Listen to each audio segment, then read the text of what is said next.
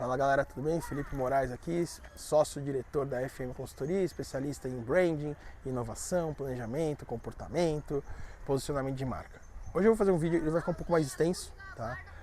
Porque ele é baseado numa série chamada Madame C.J. Walker, é uma série da Netflix. Ela tem 4 episódios, cada episódio tem aproximadamente 1 hora. Não chega a 1 hora, dá 55 minutos, 1 hora. Então vocês conseguem assistir numa tarde, numa noite. Acabou de trabalhar lá, muita gente trabalha de home, né? Acabou de trabalhar lá 7, 7 e meia, toma um banho, janta, umas 8 e meia, deita na cama, vai até meia-noite e meia, você assiste a série inteira. É muito legal. Ela foi lançada em 2020. Tá? E ela conta a história, basicamente, de uma mulher, que ela era uma faxineira, uma lavadeira, que eles falam, né? Era uma faxineira negra, né? A série, ela, no começo de 1900, ou seja, tinha acabado de ser extinta uma das piores coisas que aconteceu no mundo, que foi a escravidão, né? Foi assim, acho que a escravidão e o holocausto eu conseguiria colocar como as piores coisas que aconteceram nesse mundo. E então assim, imagina, acabou a escravidão, ela é uma negra, feia, fora dos padrões, faxineira. Como é que ela vai crescer na vida? E ela conseguiu se tornar, e é uma história real, tá? Ela conseguiu se tornar a negra mais rica dos Estados Unidos, chegando a morar numa casa do lado da família Rockefeller, que é considerada a família mais rica da história da humanidade, foi a família Rockefeller. E ela construiu uma casa do lado. Bom, e aí eu analisei, eu assisti essa série, e quando eu acabei, eu gostei pra caramba, e eu falei, eu vou assistir de novo, só que agora com um olhar de marketing. E aí passou uma semana, eu assisti de novo e comecei a anotar alguns pontos que eu vi sobre como ela ensina marketing nesse seriado. Então vamos só recapitular. É uma série de 1900, de uma mulher que mal sabia escrever. Então, e o marketing não existia. E ela já usava estratégias de marketing para vender. Então isso que me chamou muito a atenção. E aí eu levantei aqui 10 pontos que eu achei interessante. Então vamos lá. Só para vocês saberem, o nome dela é Sarah Breedlove. Ela nasceu em 1867 e faleceu em 1919. O nome real da Madame C.J. Walker. E ela trabalhou como lavando roupa, como eu falei para vocês. Primeira lição, empreendedor. Ela pegou 20 latinhas de um produto para cabelo e foi vender na praça da cidade, que era um produto criado por uma amiga dela. Então ela entendeu que ela ia ganhar mais dinheiro vendendo produto do que lavando roupa ou fazendo faxina na casa das pessoas. Então, primeiro ponto, ela já viu uma veia de empreender. Tudo bem, empreender não é uma coisa nova, não é uma coisa que o marketing trouxe. Tem milhares de empresas que surgiram em 1700, 1600, 1500, né, para as pessoas ganharem dinheiro. Então, mas aqui o primeiro ponto é o empreendedorismo. O segundo ponto é storytelling. Então ela entendeu a real necessidade das mulheres e ela contava histórias de como a mulher com o cabelo bonito fazia diferença. Então vocês vão ver no série, eu não vou contar aqui, mas vocês vão ver na série, tem uma cena que ela senta, ela tá na barraquinha dela na praça da cidade, e aí ela senta e ela chama, acho que tem 20, 30 mulheres assim em volta dela, e ela começa, olha, porque seu cabelo não é legal, a gente sabe disso, olha, meu cabelo também não é, meu cabelo é igual ao de vocês. Mas sabe, quando eu comecei a mexer no meu cabelo, as coisas mudaram pra mim. Eu arrumei um marido. Eu fiz isso. Então ela começa a contar todo um storytelling dizendo que se as mulheres não tiverem aquele cabelo delas, elas vão ter uma vida melhor. Detalhe, antes que alguém fale, Felipe, você tá falando mal de cabelo de negro, de preto, né? Desculpa, eu sempre confundo, né? Agora tem que falar a cor. Não tô tirando sal, tô falando que é assim que a gente tem que fazer agora. Quando você fala de uma pessoa, o preto e a raça é negra. Então, às vezes eu confundo, me desculpem. Então, assim, você está falando mal do cabelo preto. Não. Ela entendeu que isso era uma dor das mulheres pretas e ela usou isso como uma artimanha para se conectar, construir o storytelling e vender. Então, é isso que ela fez. Vocês vão ver lá, vocês vão ver que legal. A terceira lição, ela empoderou as mulheres. Então, ela não vendeu milagre. Ela aumentou a autoestima da mulher. Como? Com a conquista do coração da mulher e não do bolso. Então aqui a gente tem um empoderamento e storytelling, uma coisa muito conectada à outra. ela vende o sonho, ela não vende o produto. Isso a gente vê hoje, vende o sonho, não vê o produto, a gente vê hoje como uma estratégia a ser usada no marketing, como os grandes marqueteiros falam que é isso que a gente tem que fazer. A quarta lição é a cocriação. Então ela vai testando produtos junto com as filhas. E aí ela começa a gerar essa felicidade com as filhas, porque ela vai testando o produto no cabelo das filhas, e as filhas vão falando, mãe, põe mais isso, ai, meu cabelo não ficou legal, se você usar isso aqui, então ela vai. E também ao longo do tempo, ela vai testando esses produtos na cabeça das clientes dela e ela vai co-criando produtos junto com o consumidor. Pessoal, a gente fala disso hoje, com a entrada das redes sociais, dos influenciadores, das collabs. Aliás, só um parênteses aqui, eu odeio gente que mata. Eu acabei de ver eu tava chegando aqui, tava parado no trânsito, tava dando uma olhada no LinkedIn, e aí um cara fez uma postagem, ainda bem que eu não sigo ele só apareceu pra mim, dizendo que as collabs na moda morreram, porque todo mundo saturou. Cara, galera, para de querer matar as coisas. Para de querer matar as coisas, tá? Porque quinta-feira saiu uma collab do Queen com a Montblanc e eu tô maluco pra comprar a caneta. Tem uma caneta que até dá, custa 1.000 euros. Agora tem outra caneta de 200 mil euros que não vai dar pra comprar. E uma outra de 45 mil euros também não vai dar pra comprar. Mas tem que ter certeza que tem gente que vai comprar. Então para de falar que a collab, que o mercado de moda, o mercado de luxo, as collabs morreram. Para de falar isso, porque se acabou de sair a collab da Mercedes com a Adidas, que deve ter sido um baita sucesso, porque ontem foi a corrida Fórmula 1. Eu tenho certeza que se o ano que vem o McDonald's lançar uma collab, sei lá, com a Gucci, vai ser um sucesso. Então parem de matar as coisas. Então a cocriação é muito importante. Outra coisa que ela fez interessantíssima, ela começou a fazer pesquisa de comportamento. O que ela fazia? Ela conversava com os consumidores direto. Então tem várias cenas, várias. Estou contando aqui algumas cenas que não vão tirar o brilho de vocês, que vocês não vão, o Felipe contou uma cena extremamente importante do filme. Não, da série, não. Então tem várias cenas em que as mulheres estão lá, lavando o cabelo, passando o produto delas no cabelo.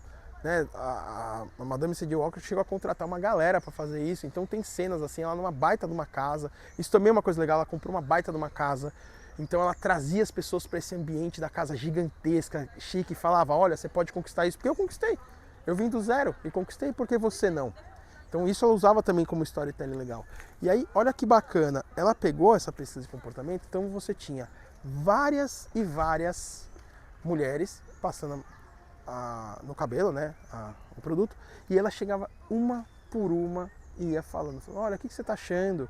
Tá legal? Isso está ajudando você? Ela ia fazendo pesquisa de comportamento e ela usava essa pesquisa no storytelling. Vamos lembrar, a pessoa nessa época não tinha campanha. Ela até era casada com um cara que desenhava anúncio na mão. Então ela desenhou uns outros anúncios, óbvio, fez lá o layout da latinha, mas não tinha rede social, não tinha Rede Globo para você fazer campanha. Então ela usava isso para ir lá no seu pontinho de venda na praça e falar, e quando ela encontrava mulheres negras, mulheres pretas, ela sentava com as mulheres e falava, olha, seu cabelo, se você usar meu produto, tal, e ela ia vendendo, ela ia de boca em boca vendendo, tá? Outra coisa, posicionamento, ela deixava bem claro, os cabelos são a liberdade ou a escravidão. Olha que sacada, tinha acabado a escravidão. As mulheres, a população negra, né, do mundo inteiro estava livre. Só que isso ainda é, hoje passados, quantos anos se passaram da escravidão, ainda é algo que mexe muito com o sentimento da população negra, apesar que hoje não existe, acho que praticamente nenhum negro que viveu a escravidão. Né? Infelizmente todos já foram, porque foi em 1800, hoje é 2025, né? A escravidão foi até 1880, 1890, alguma coisa assim. Então, hoje praticamente todos os negros, mas hoje tem muita população negra que o avô, o bisavô foram escravos. Então isso mexe com eles, mexe com a população negra, óbvio.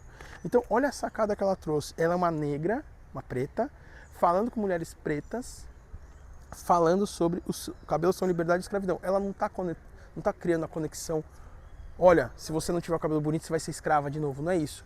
Mas ela está colocando a escravidão como uma prisão, a prisão em algo que você não quer. Então ela traz um posicionamento muito claro. Esse posicionamento, lembrando que a escravidão tinha acabado há poucos anos e tudo mais, e ela entregou isso. Então ela traz um posicionamento que mexe efetivamente com o subconsciente das pessoas. Então mais uma lição aqui que eu percebi agora, ela usou o neuromarketing sem nunca ter, nem existia esse termo ainda. A 7ª lição, ela cria uma promessa. O que são marcas? Isso eu falo direto. Marcas são promessas de empresas versus percepção de consumidor. Quando uma promessa de empresa está clara para o consumidor e ele percebe isso como algo claro, você tem um posicionamento claro. Então ela tem uma promessa. Ela fala o seguinte: acredito que a empresa prometia que tudo seria melhor na vida delas. Então as pretas que chegavam para comprar o produto, elas acreditavam naquela promessa de que se elas comprassem e passassem aquilo no cabelo, elas iam ter uma vida melhor. Elas iam sair da escravidão, elas iam ter a liberdade. Isso acreditava. Isso o marketing, pessoal, faz muito bem. Tem gente que fala, mas isso é o lado horrível do marketing, porque o marketing faz promessas. O marketing promessa. Pessoal, o Steve Jobs foi o cara que melhor entendeu o marketing, isso segundo Wall Street, no livro A Cabeça de Steve Jobs, que eu já falei várias vezes desse livro aqui, que foi um dos livros mais legais que eu li na minha vida, Cabeça de Steve Jobs. Falava que o Steve Jobs é mais do que um gênio do design, ele era um gênio do marketing, porque o Steve Jobs entendeu a essência do marketing. O marketing não é vender, o marketing é gerar desejo. Quando eu tenho uma marca bem posicionada, eu gero desejo por essa marca. Bom, 8ª lição, propósito claro. Ela tinha um exército de mulheres para serem afiliadas e vender o produto em todo o país, trazendo a independência financeira. Então você que saiu da escravidão, você veio da África, né? Você ou sua mãe, seu pai vieram da África, você veio para uma fazenda, você era escravo, de repente você, graças a Deus, está livre. E o que você vai fazer? Aí você vai trabalhar em empregos que exigem menos qualificação. Todo emprego é digno, todo emprego, se você é uma pessoa honesta, você pode ser o CEO da maior multinacional do mundo, você pode ser o CEO da Apple, como você pode ser a faxineira de um barzinho da esquina da sua casa. Se você é uma pessoa digna, todo emprego é digno.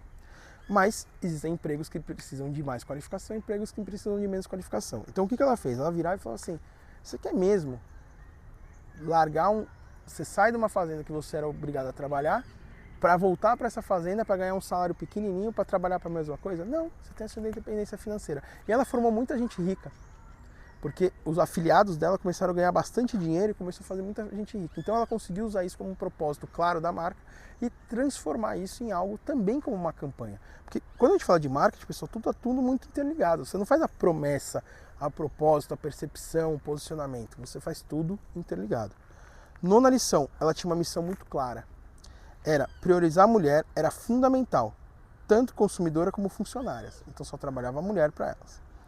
Sempre fica claro a partir das suas conversas com os dois perfis. Então quando você vai assistir o seriado, você vai ver que toda hora que ela conversa, tanto com consumidora como funcionária, a conversa é na mesma linha, mesmo tom de voz, mesma forma de trabalhar. E aí ela prioriza os dois. Então a missão da marca dela é muito clara. E a 10ª lição, que para mim talvez seja a mais importante, que está faltando um pouco hoje no mercado, que é a verdade. A história de vida dela, que ela usa para engajar a marca, é um reflexo da fundadora. Porque a história que ela conta é a história dela. O produto ajudou ela antes de ajudar milhares de mulheres negras, né, pretas nos Estados Unidos. Legal. Então o produto ajudou ela testou e ela foi vender isso. Então veja que a verdade conectada com a missão clara, conectada com o propósito claro, conectada com a promessa, gera storytelling. E esse storytelling dela fez ela sair de uma faxineira para ser a mulher mais rica dos Estados Unidos, a mulher negra mais rica dos Estados Unidos. Então imagina que uma faxineira, em 1900, ganhava centavos por dia e em 10 anos ela estava morando do lado do homem mais rico do mundo e que até hoje é considerada a família mais rica da história.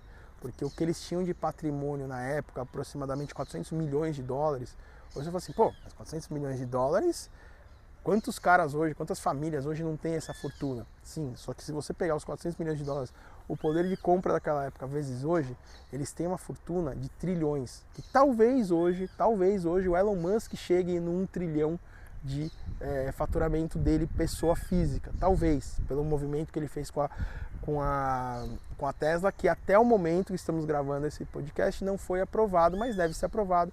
E o Elon Musk em breve deve ser considerado o primeiro homem do mundo a chegar no trilhão. Só que a família Rockefeller, se tivesse hoje o mesmo patrimônio que eles tinham naquela época, a família Rockefeller hoje já tinha passado do trilhão. Então, essa é a história que eu quero contar para vocês e deixar bem claro. Assistam esse seriado.